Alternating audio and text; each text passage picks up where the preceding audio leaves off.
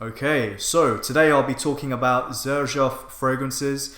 They are an Italian niche luxury fragrance house. They have a range of fragrances known as the Oud Stars collection, and within that collection there is Alexandria II, III, and also a London exclusive Imperiale. I've got myself these samples and I'm ready to give you guys my thoughts.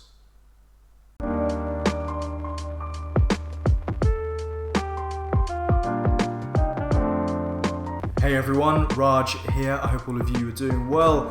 I'll be talking about Alexandria fragrances today from the house of XERJOFF.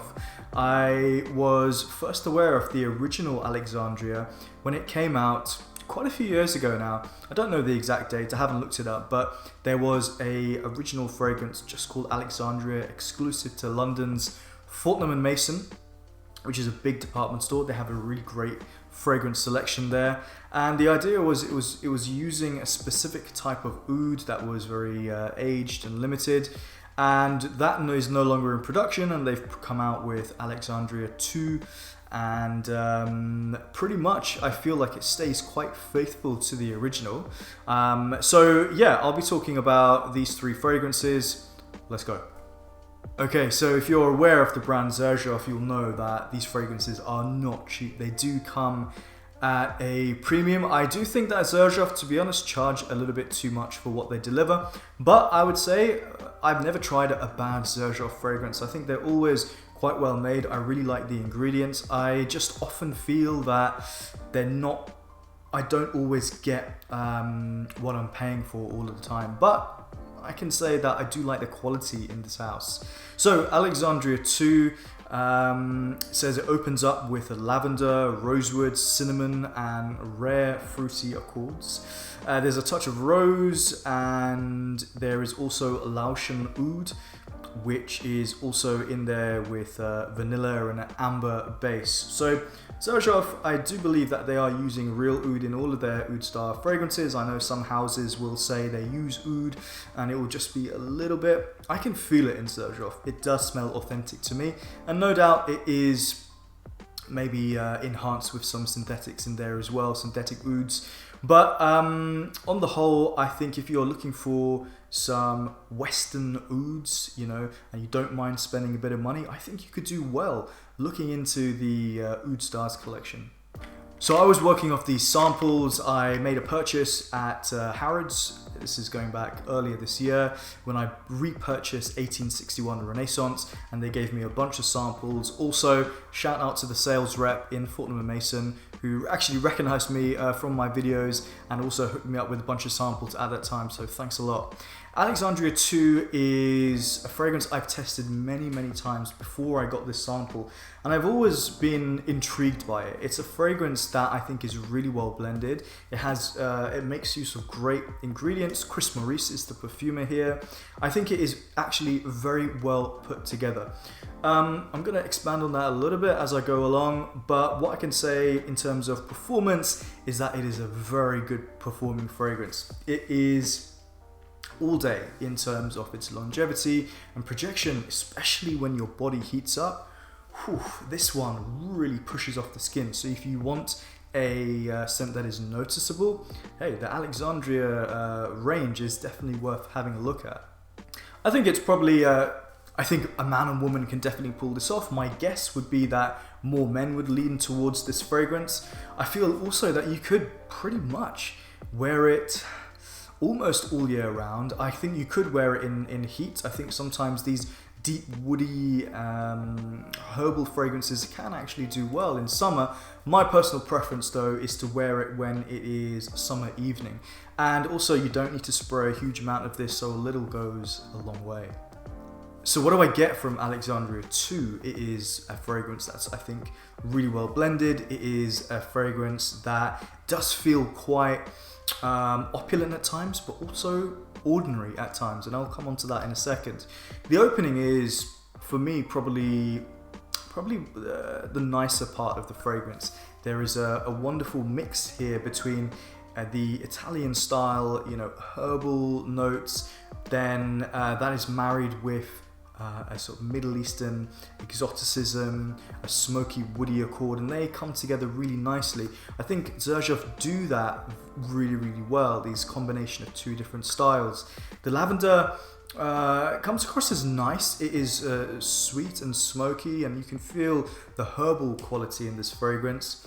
Rosewood comes through as well, and it smells very perfumey. Like, people will know you're wearing a perfume, or somebody is wearing some sort of exotic scent, because it does leave quite a long scent trail. I've had some, I would say on the whole, positive comments from people. They could tell that I was wearing something that wasn't a typical sort of Western fragrance. It is also then joined in with some sort of sweet vanilla accords, which could be coming from some fruits. I don't know what fruits specifically. But it feels like it could be like a dried fruit. That's my perception, but they don't mention it in the note breakdown. But it feels like it could be like a basket of dates or something like that, but nothing too sweet. There is also a kind of wood polish accord. It feels like a very, very highly polished, gleaming, shiny maybe piece of wood. It is at times really enjoyable, and at other times it feels kind of like a generic woody accord, especially in the dry down of this fragrance. In the opening, I quite like the woody facets of this fragrance, but as it goes on, it kind of just feels like a generic woods.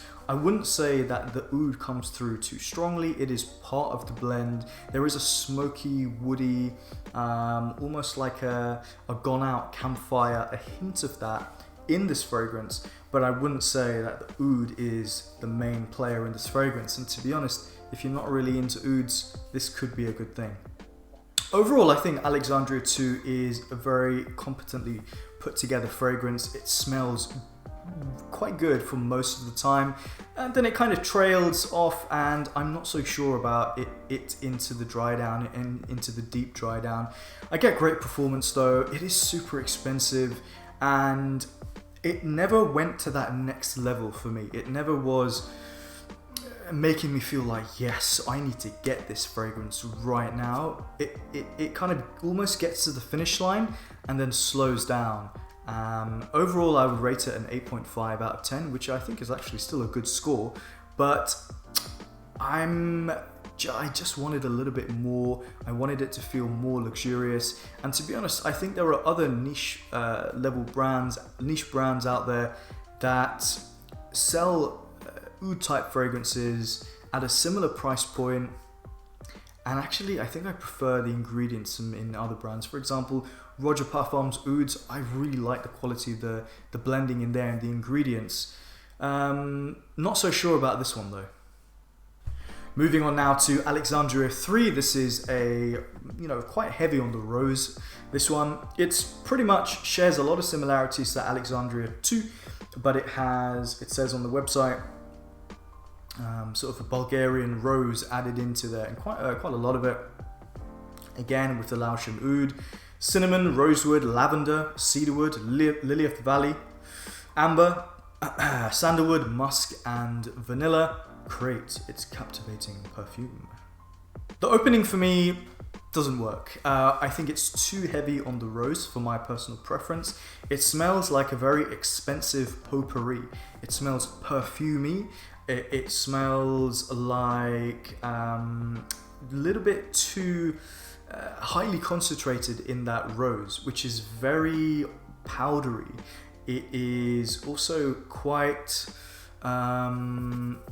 spicy, but also a little bit overwhelming on my nose. I was just trying to find like the perfect sort of thing to say, and it is a little bit overwhelming. I don't find myself being drawn into the scent. If anything, I'm trying to keep a distance from it. I didn't enjoy wearing this fragrance around here in the opening. Just in the opening, I wasn't a big fan. It performs fantastically. I mean, these are very oily fragrances. They leave an oil kind of mark or slick on your skin, and so as the fragrance develops, it is very much what you get in Alexandria II. You get that smoky woods, but also that generic woods. You get the herbs in there, which are quite nice. Maybe there's a touch of apple in here. You know, they talk about fruits in Alexandria II.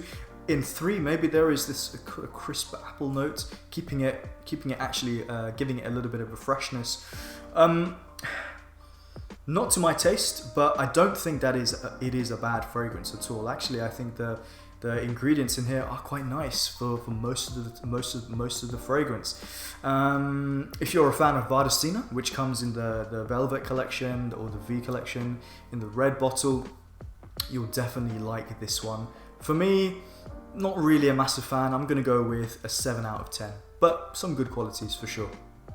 Moving on now to my favorite and also the most expensive one. Just when you thought it couldn't get any more expensive, Alexandria Imperiale shows up. It is a Fortnum & Mason exclusive here in London. £340 for a 50 ml. That is an incredible amount of money. I think it is a really beautiful fragrance though, so I will go into that.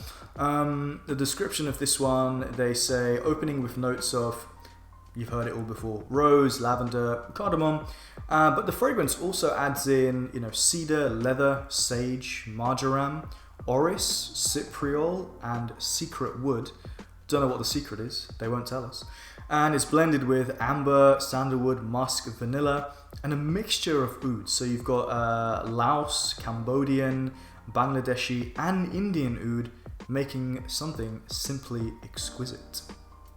And I have to say, I actually do think it's exquisite, to be honest. I really enjoyed this one thoroughly. I got to the end of the sample and I kind of wanted more, to be honest. It's a really tough one for me to say whether I would spend this type of money on a fragrance. I do love the fragrance, so should I not buy it? You know, therefore it's justified, right? I don't know, it feels like it's pushing my limits for prices a little bit too much. What I would say with this one is that yes, again, it is close to Alexandria II. I actually quite like the fact that they keep that core, that lavender, that rosewood, that rose, with some herbs in there, especially more in this one. You notice a bit more of a herbal quality, which I really like, but leather really comes through and is quite beautiful. If you're a fan of XERJOFF Homme, which is in the 1717 collection, or maybe something like a Pure Distance M, you like that very opulent style of leather, this could be a great fragrance for you. But it's ultra smooth actually. It's probably a smoother form of leather than those other ones I've mentioned. It's more of that sort of interior of a car. XERJOFF Homme was like burning rubber and that leather. This one is ultra refined. You can almost feel the leather in your hands, the supple quality of it. You can feel herbal qualities. You can feel the smokiness coming through actually quite nicely. It's not overly harsh. Again, really well blended. It's a great fragrance. I really like it. There's something in here that reminds me of Tom Ford's Tuscan leather. I think I wouldn't be surprised if some of those ingredients, those aroma chemicals or whatever they are in this fragrance, adding to that leather effect. Yeah, for sure I can feel something like that. Again, super long lasting. Projection is certainly noticeable. I did actually wear this a couple of times to work. This was when we were in the office during kind of like summertime, or yeah, around the summertime, springtime actually, no, thinking about it now. And I got kind of reactions that I wasn't like sure, and not that I'm expecting compliments or particularly care about them, but I was being a bit adventurous and they were like, whoa, you're wearing something quite noticeable today. One of the girls in the office picked up on rose. She said it's quite a rosy fragrance. For me, it was more of a smoky, woody, herbal fragrance with rose in there for sure. I'm not sure, like depending on the environment you work in, you could get away with different types of fragrances. Working in an office, it felt maybe a little bit too much, but you know, what the hell, you know, I just felt like doing it. So overall, this one gets a rating of 9 out of 10. I'd love to hear your thoughts on the Alexandria range. Worth the money? Not worth the money at all? let me know your thoughts. Drop a comment down below. If you like this type of content, hit the like button. And I also have a Buy Me a Coffee page if you want to contribute to what I do. That would be much appreciated. Thanks everyone for the support. It's great interacting with you. And I'll see you on the next video. Take care. Bye.